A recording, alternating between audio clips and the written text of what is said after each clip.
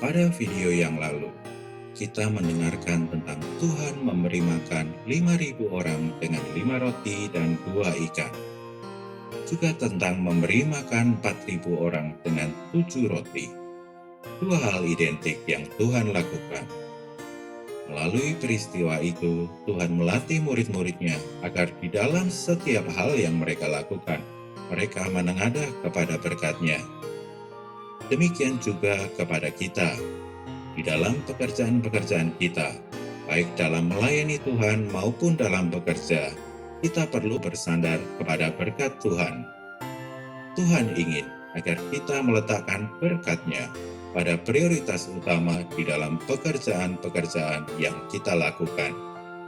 Ketika Tuhan membawa kita ke satu tahap di mana kita melihat segalanya bergantung pada berkat-Nya, hal itu akan membawa perubahan pada cara pandang kita terhadap masalah di hadapan kita. Pada waktu itu kita akan menyadari betapa banyaknya kekurangan kita, tetapi berkat-Nya sanggup mencukupi kekurangan kita. Perkara berkat seharusnya bukanlah perkara yang langka bagi kita. Berkat-Nya harus menjadi pengalaman kita dari hari demi hari. Untuk hal itu, kita harus memperhatikan bagaimana cara hidup kita. Kita harus belajar untuk tidak menghalangi berkat Tuhan.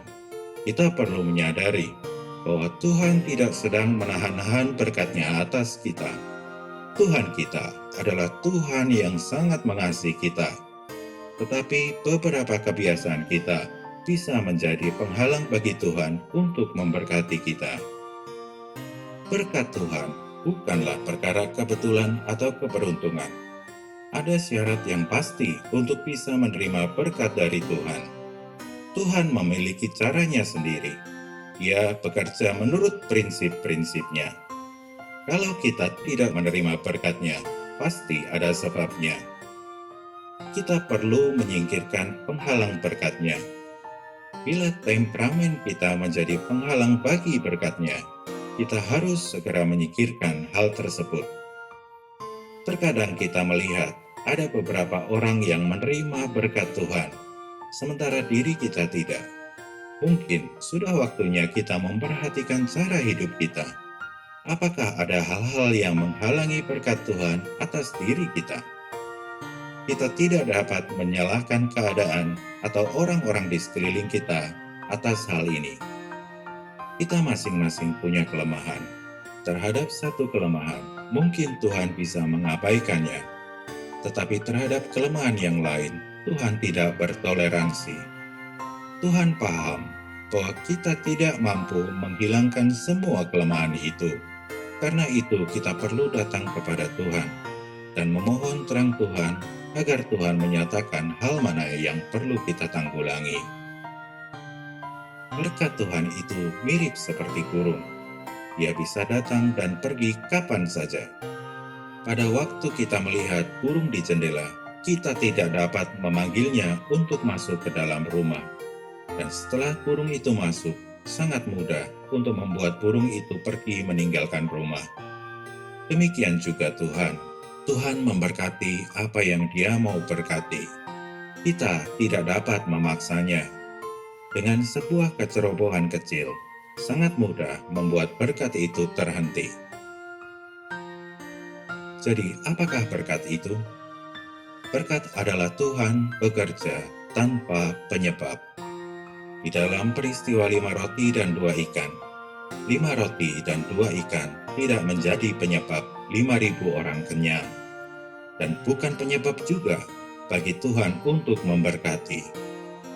Berkat Tuhan melampaui apa yang seharusnya kita terima. Berkat adalah hasil menerima dari apa yang seharusnya tidak pantas kita terima, bahkan melebihi apa yang seharusnya kita dapatkan. Mungkin kita melihat sebagian orang diberkati Tuhan, dan tidak halnya dengan sebagian orang yang lain. Kita boleh merasa bahwa temperamen kita lebih baik, talenta kita juga lebih besar dari orang lain. Tetapi boleh jadi pekerjaan yang dilakukan orang lain berbuah lebih banyak, sedangkan kita tidak. Kita tidak dapat berkata bahwa Tuhan keliru di dalam hal ini. Kita perlu menyadari bahwa di hadapan Tuhan ada beberapa hal tersembunyi yang menyebabkan seseorang tidak bisa menerima berkat itu. Di dalam hal berkat, kita juga tidak perlu memusingkan diri apakah yang kita lakukan benar atau tidak. Apa yang perlu kita perhatikan adalah berkat Tuhan. Apakah Tuhan memberkati apa yang kita lakukan? Seringkali juga kita sudah merasa melakukan hal dengan benar, tetapi Tuhan tidak menurunkan berkat-Nya. Itu karena melakukan hal benar bukanlah alasan untuk berkat Tuhan. Kita perlu belajar untuk tidak menghalangi berkat-Nya dan belajar untuk hidup di bawah berkat Tuhan. Hari demi kesehari, kita perlu terus berkata, Tuhan, mohon terang-Mu menerangi diriku. Bila mana ada sesuatu hal yang tersembunyi, yang tidak aku sadari, di mana hal itu menghalangi berkat-berkat-Mu, aku mau bekerja sama dengan Engkau, agar aku senantiasa hidup di bawah berkat-Mu, dan Engkau bisa bekerja melalui hidupku. Semoga kita melihat betapa pentingnya perkara ini.